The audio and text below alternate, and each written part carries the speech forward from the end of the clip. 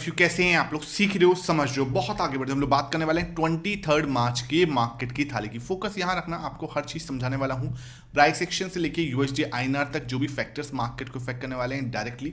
उसके बाद option chain के अंदर क्या हो सकता है उसे समझेंगे, और बहुत ही इंपॉर्टेंट न्यूज जो है मार्केट के अंदर जो चल रही है उसे भी डिकोड करने वाले हैं। सबसे पहले वीडियो को लाइक कर देना। इस टाइप का लर्निंग सेशन बिना रुके लेके आता हूं, इसलिए वीडियो को लाइक करके चैनल को सब्सक्राइब करके बेल आइकन जरूर दबा देना।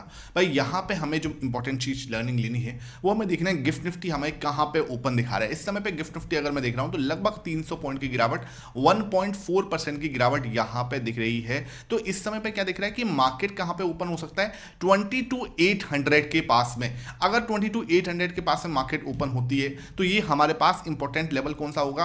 22,780 का। ठीक है, ये लेवल हमारे लिए इंपॉर्टेंट लेवल है। 780 से लेके 800 वाला जो जोन है, ये वाला जोन। ठीक है, तो मार्केट कहां पे ओपन हो सकती है? मार्केट कहीं इस जोन में ओपन हो सकती है। उसके बाद हम लोगों का क्या प्लान रहेगा? मैं यहां पे वेट करूंगा, फर्स्ट 15 मिनट की कैंडल को आप बनने दो, आराम से उसका हाई उसका लो बनने दो। This is the first 15 minute का जो हाई है और लो है, ये बना इसने। उसके बाद आपको क्या समझ में आया कि ये एक लो बना था मार्केट का, फिर दूसरा लो मार्केट कहीं यहां पे बना सकता है, और ये आपको एक आरएसआई में डाइवर्जेंस भी दिख सकता है। तो अगर मार्केट ने ये बनाने की कोशिश की तो क्या हुआ है, यहां पे इधर आपको एक डाइवर्जेंस भी मिल जाएगा। अगर इसके अंदर क्या हुआ, इस हाई से मार्केट ने ऊपर जाने की कोशिश की, ठीक है, यहां से थोड़ा टाइम स्पेंड करके अगर ये ब्रेकआउट देता है, फर्स्ट 15 मिनट का या 30 मिनट का हाई का अगर ब्रेकआउट देता है, तो आपको क्या है, ये गैप जो आपको दिख रहा है ये मार्केट जो है फिल करता हुआ नजर आ सकता है। मार्केट कैन डू यहां से लेके ऊपर की साइड, जो कि आपका 23,125 तक का एक जो जोन है, वहां तक हम एक बार को मार्केट जो है यहां से एक बार जाता हुआ नजर आ सकता है। तो ये मुझे लगता है कहीं ना कहीं इस तरीके से प्राइस एक्शन आज की डेट में डेवलप हो सकता है। यहां पे एक अच्छा गैप डाउन ओपन हो रहा है लगभग 300 पॉइंट का, और 300 पॉइंट का गैप डाउन अगर मार्केट होता है तो आई एम एक्सपेक्टिंग 23,780 से लेके 22,780 से लेके 22,800 तक के जोन के बीच में हम कहीं ओपन हो सकते हैं। और यहां पे हम ओपन होते हैं तो हम फर्स्ट 15-30 मिनट के कैंडल को मार्क करेंगे, उसका हाई लो के बाद में जो भी मार्केट जहां भी जिस दिशा में जाने की कोशिश करेगा, आई विल फॉलो दिस। ठीक है, सिंपल है। अगर वो नीचे मान के चलो वो ब्रेकडाउन देने की कोशिश करता है, सपोज उसने यहां पे नहीं किया, उसने इसका ब्रेकडाउन देने की कोशिश की कुछ समय बिताने के बाद, ठीक है, ये इसका कुछ हाई हो गया, अब वो यहां पे कुछ टाइम स्पेंड करता है, उसके बाद अगर वो ब्रेकडाउन देता है तो फिर हम क्या करेंगे, फिर नीचे के बारे में सोच रहे होंगे। नेक्स्ट जो इंपॉर्टेंट सपोर्ट आएगा वो कहां निकल के आएगा? वो आपको निकलेगा लगभग 22,665 के पास में। ठीक है, यहां कहीं हम सपोर्ट ढूंढने की कोशिश कर रहे होंगे। ठीक है, आज की डेट पे हम कहीं यहां सपोर्ट ढूंढने की कोशिश करेंगे फिर कि हाँ भाई हम 700 के नीचे कहीं 665 660 मतलब ये आपका ये हम कहीं यहां पे सपोर्ट फाइंड आउट करने की कोशिश करेंगे इस लेवल के पास में। तो ये 22,665 22,650 के पास में हम कहीं सपोर्ट के लेवल को फाइंड आउट करने की कोशिश करेंगे अगर मुझे ब्रेकडाउन देखने को मिलता है। क्योंकि देखो क्या होगा, यहां पे जैसे ही एक कैंडल बनेगी ना, आपको क्या समझना है, यहां पे मार्केट अगर ये टाइम स्पेंड कर रहा है, ठीक है, तो आपको एक चीज समझनी है, ये वाली ट्रेंड लाइन भी जा रही है यहां से। ठीक है, तो इस ट्रेंड लाइन से हमें रिजेक्शन मिल सकता है वापस से। ठीक है, अगर वो यहां पे मुझे एक रिजेक्शन दिखा रहा है ना, मान के चलो वो यहां से रिजेक्शन दिखाता है, तो फर्दर हमें कहां तक का फॉल देखने को मिल सकता है? 22,650 और 22,665। ठीक है, 665 650 के बीच में हम यहाँ पे कहीं सपोर्ट लेते हुए नजर आ सकते हैं। ये चीज बिल्कुल आपको क्लियर होनी चाहिए। आगे बढ़ते हैं। सर कच्चा तेल हमें कहां दिखा रहा है? तो कच्चा तेल अभी थोड़ा ठंडा हुआ है। ठीक है, जो हमें 110 पे जाके खड़ा हो गया था, अब वो कहीं पे 107 के पास में आके खड़ा हो चुका है। 106 107 के बीच में वो लगभग है। ठीक है, 0.5% की यहाँ पे तेजी बन रही है। अब रात में हुआ क्या है, देखो मैंने आपको पहले ही बताया क्या कि ट्रंप ने क्या कर रखा है, अल्टीमेटम दे रखा है। कितने आवर्स का? 48 आवर्स का। ये 48 आवर्स का अल्टीमेटम 24 मार्च को खत्म हो जाएगा, कल जहां तक ये खत्म हो जाता है। तो उसके बाद जो है मेन चीज है कि भाई यहां पर ट्रंप करते क्या है। जो पहले अगर ट्रंप करते हैं किस पे टारगेट करने की? ईरान के पावर प्लांट्स को टारगेट करने की। भाई पहले क्या था, पहले ये बोल रहे थे कि ईरान के लोग जो हैं वो हमारे लिए बहुत ज्यादा मैटर करते हैं, ईरान में लोग मर रहे हैं। आज ये क्या है, उन्हीं लोगों के ऊपर क्या है, उनके पावर प्लांट्स पे हमला करके क्या करने वाले हैं, वहां पर मतलब बिजली का संकट आ जाएगा। वहां पर हर तरीके से जैसे बोलते हैं ना कि एक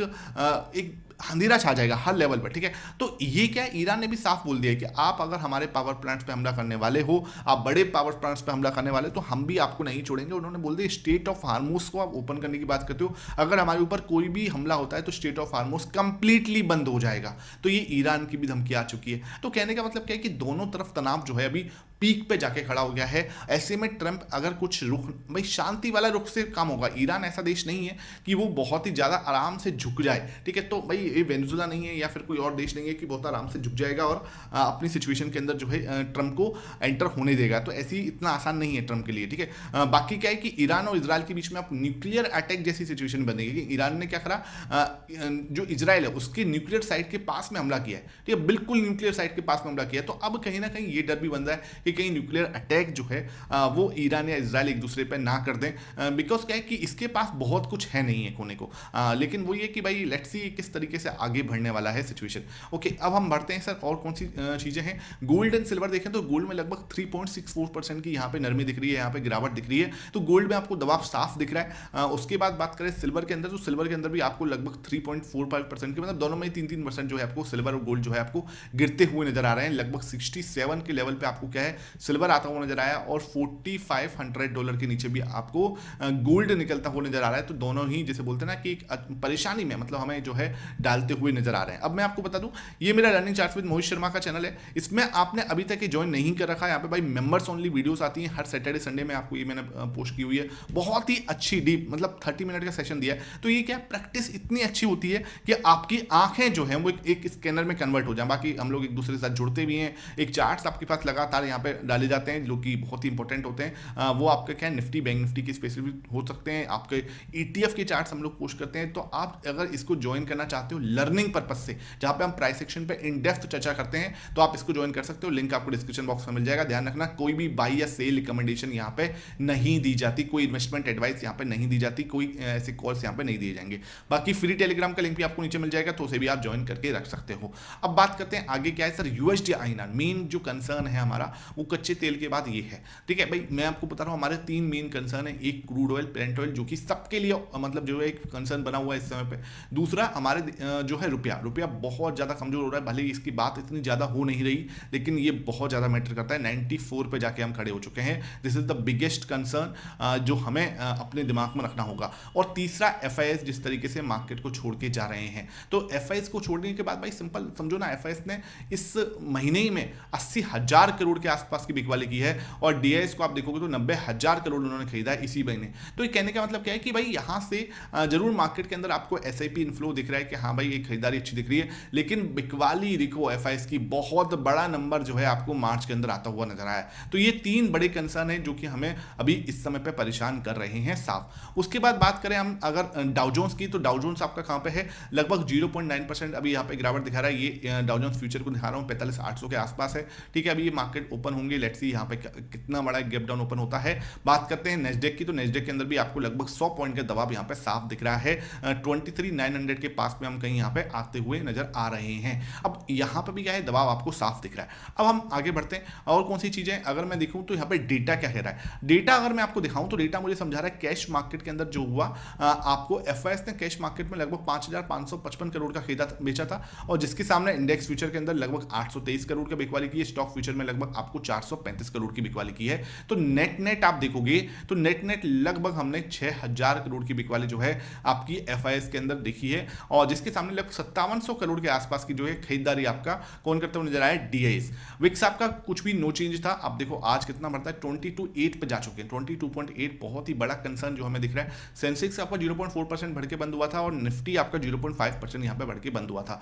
अगर मैं यहाँ पे पी रेशो देखूं तो पी रेशो आपको क्या दिखा रहा है, पी रेशो इस समय पे 20.23, मुझे लगता है आज हम 20 के नीचे आ सकते हैं। अगर 300 पॉइंट का गैप डाउन ओपन होता है तो 20 के नीचे आ जाएंगे। पी रेशो के हिसाब से एक अच्छा लेवल होगा हमारे लिए, तो ये हम एक अच्छे लेवल पे जा रहे हैं, ठीक है। ध्यान रखना है बहुत ही स्ट्रॉन्ग लेवल के पास जा रहे हैं। ये जो कल मैंने प्राइस सेक्शन आपको सिखाया था उसके हिसाब से बहुत ही स्ट्रॉन्ग लेवल पे हम चले जाएंगे अगर पी रेशो भी आपका 20 के नीचे आ जाएगा, ठीक है। वीकली टाइम फ्रेम पे मैंने आपको बताया था 100 के EMA का सपोर्ट याद है आप लोगों को, नीचे कमेंट सेक्शन में बताना अगर आपने वो सेशन देखा है। तो बहुत इंपॉर्टेंट है 100 EMA का वीकली सपोर्ट जिसपे मार्केट आपको इस समय पे खड़ी हुई है। उसके बाद बात करते हैं सर कैश मार्केट के अंदर, यहाँ पे प्रो ने क्या किया था इंडेक्स फ्यूचर के डेटा के अंदर, तो 3.43% आपको फ्राइडे को आपका प्रो खरीदता हुआ नजर आया, 64.5 पे चला गया था। अब यहां से क्या लेवल आता है, ठीक है। अभी हम अगेन 22,800 को ब्रीच कर रहे हैं, तो 22,800 800 को हम ब्रीच करते हैं उसके बाद यहाँ से प्रो क्या करता है, खरीदारी आती है तो बहुत ही अच्छी बात है, और अगर बिकवाली आ रही है तो फिर हमें फिर दोबारा से एक रेजिस्टेंस का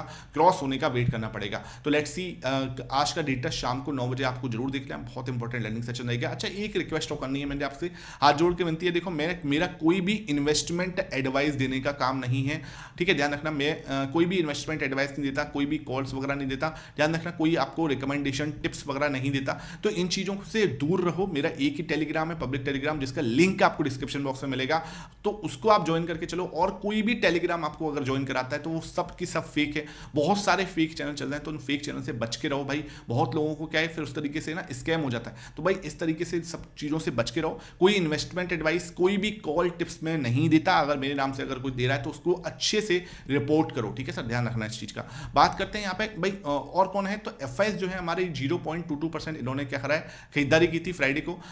DIS ने 1.27% बेचा था, तो डेटा क्या कह रहा है कि ये 76 पे आ चुके हैं। मतलब क्या, क्योंकि कंसर्न वाली बात है, मुझे नहीं लगता, देखो अभी जब तक 75 के नीचे हैं, 75 के ऊपर है, हमें बहुत ज़्यादा कंसर्न नहीं लेना चाहिए। 75 के नीचे आएंगे तो डेफिनेटली ऐसे मार्केट के अंदर इनका 75 के नीचे आना बिल्कुल भी अच्छा नहीं है। आई एम एक्सपेक्टिंग 80% के ऊपर रहनी चाहिए, क्योंकि मार्केट बहुत ज़्यादा, ऑलमोस्ट 12% से ज़्यादा, 13% से ज़्यादा निफ्टी जो है अपने ऑल टाइम हाई से नीचे है। ऐसे में इनका ऊपर रहना जरूरी है, ये चीज़ है, ये स्ट्रॉन्ग जो है दिखाता है। बाकी अब जो है अपने मार्केट की थाली को हम सजाने की कोशिश करते हैं। अगर मैं मार्केट की थाली को सजाऊं तो प्राइस सेक्शन मुझे क्या दिखा रहा है, प्राइस सेक्शन मुझे इस समय पे दिखा रहा है कि मार्केट यहाँ पर प्राइस सेक्शन देखा जाए तो आपका इस समय बड़ा गैप डाउन ओपन होता है, तो फर्स्ट 15 मिनट मेरे लिए देखा जाएगा, तो इसलिए मैं इसको वेट एंड वॉच पे रखूंगा। विक्स मेरे लिए तगड़ा नेगेटिव है 22.8 पे, गोल्ड एंड सिल्वर भी मुझे नेगेटिव है, लगभग 3% गिरे हुए हैं।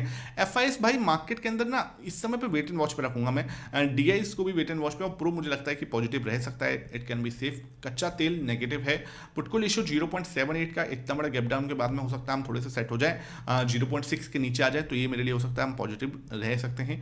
ये मेरा रह सकता है पी रेशो तगड़ा पॉजिटिव, यूएस मार्केट मुझे वेट एंड वॉच के संकेत देता है, और ये भी मुझे वेट एंड वॉच के संकेत, USD INR मुझे क्लियरली नेगेटिव संकेत देता है। तो यहाँ पे हम देखें तो मुझे 5 नेगेटिव ट्रिगर दिख रहे हैं, लगभग 5 ही वेट एंड वॉच वाले ट्रिगर हैं, और 3 मुझे क्या है पॉजिटिव ट्रिगर दिख रहे हैं। इस तरीके से मार्केट की थाली आज थोड़ी सी क्या है कंसोलिडेशन वाली दिख रही है। आई होप ये सेशन समझ में आया हो, वीडियो पसंद आई है तो जरूर लाइक कर देना, चैनल को सब्सक्राइब करके बेल आइकन जरूर दबाना। Thank you for watching this.